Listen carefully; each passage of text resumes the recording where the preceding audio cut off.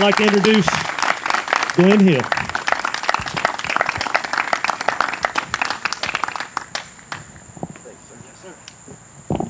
I do not know how skinny people sit on those benches. That is the most painful experience I have had in years. That is like the execution chamber. I am so happy to be standing up here before you just so I can be off that bench. I know why Jim Melvin moved. That's the hardest bench in the yard. Just kidding. Listen, there are a lot of people out there. I don't want to keep you long. There are a lot of people out there who talk a lot of stuff about me, but I want the opportunity to tell you who I am. And for those of you who have been to the Blackwater Bistro, you know who I am, because on a daily basis, I am the same today that I am tomorrow, and I'll always be. And I don't care what people think about me. That's the good thing about me. And I'll tell you any of it you want to know. Won't I, Miss Pat? See, I love Miss Pat to death. We disagree on things and we talk about it. And when we walk away and I walk her to her car, I hug her neck and I tell her I love her. Because that's what people do. See, I want to tell you about me a little bit because there's been so many things out there. The Democrats are mad tonight because I'm a Democrat. I'll explain that to you in a minute. But I'm here, and I was chosen to be here, and they're angry. They weren't here. And I said to them, you've got to work with all people.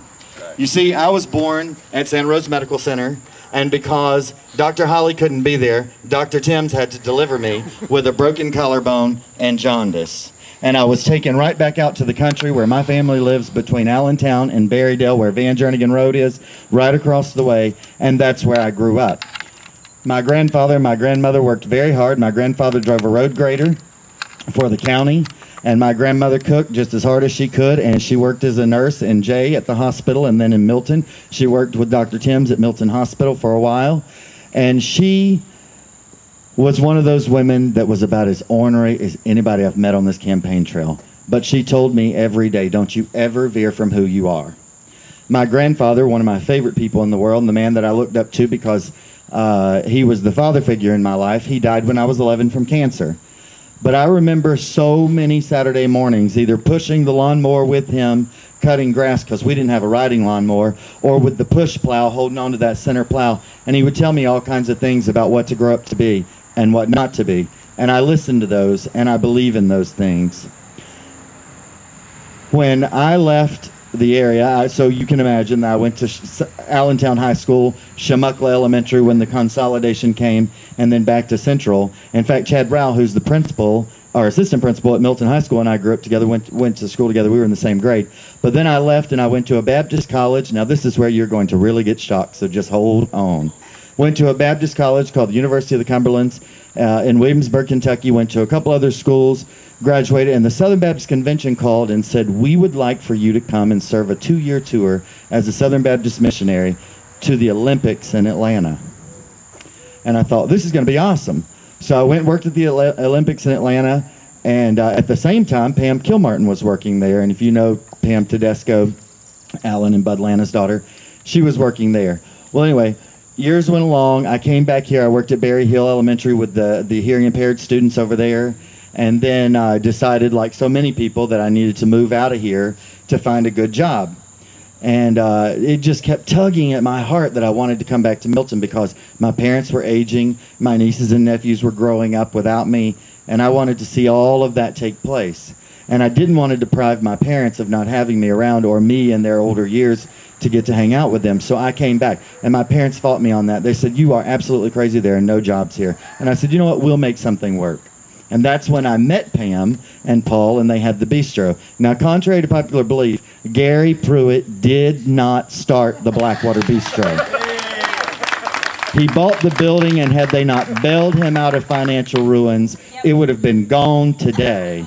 The Blackwater Bistro came on board when Pam sat down and came up with an idea that she wanted to have a bed and breakfast that preserved the history of Milton and serve things like her grandmother served in her dining room. And that's when I came on board.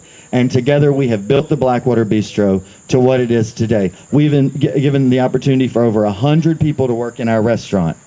There aren't many people doing that, and those other candidates, they could sit there and beat their windbags to death. They cannot tell you they've provided jobs. They cannot show you where they've put anybody to work, and they don't care about anybody else working. All they care about is their land investments and their ownership, and you can see it from their involvement and persuasion of the state and federal government. You can see it in their embezzling unethically of grant monies. You can see it across the board, and you need to be very aware, and you need to tell all your neighbors they're doing it. If you need that information, I can provide it to you in black and white, but this is a very dangerous time. We have people that want to come into our city and want to continue taking the funds and want to continue taking the federal funds that have been made available and the state grants that have been made available. And at some point, you are going to be held accountable and return that. And we want to be completely in control of what happens to the city.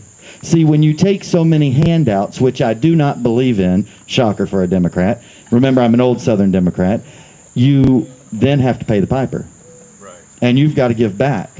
And when the federal government comes in and says, we gave you all this money, now we're going to give you all this trash, you're going to have to take it. And we don't want that to be the case. Right. Milton is a beautiful city.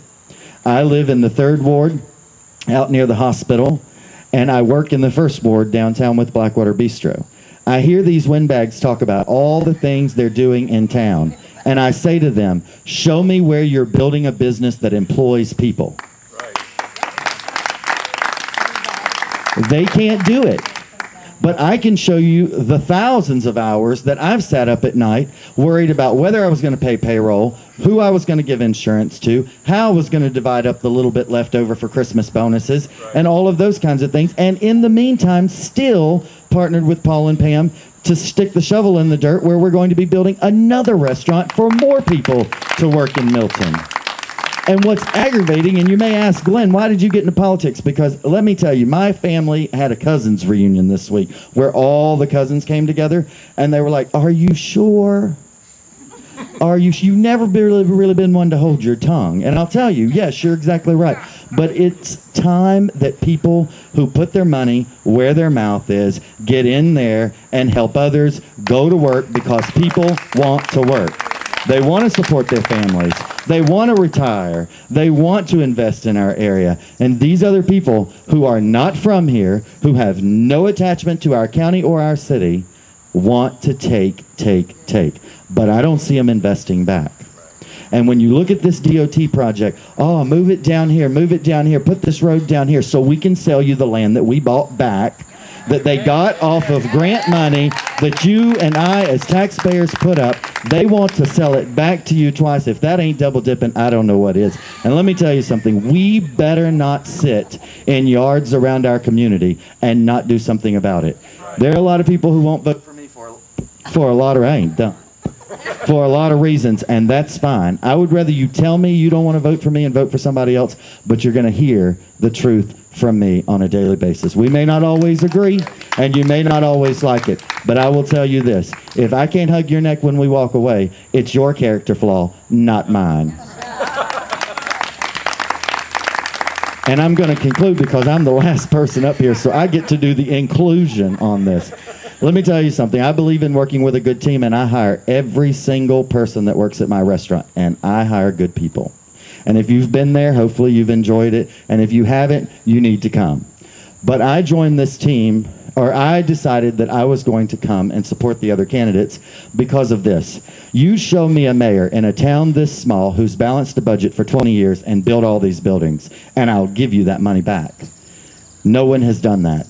This mayor has done that. He has kept a fair and honest approach to the finances. I have went through that budget over and over and over and over again, and I have looked at every single line of it, and he's done an amazing job with what he had to do with. It reminds me of when my grandmother opened a bag of black-eyed peas, and she said, we can only cook half of these today because we have to eat tomorrow. And I saw that, and I said to myself, this man has carried a great responsibility on his shoulders, and he's done very, very well. Ashley Lay, I've worked many endless hours with Ashley. For those of you who know, several years ago, I'm very involved in the military community here, and several years ago I lost a good friend in the helicopter crash in Mobile Bay, the Coast Guard helicopter crash.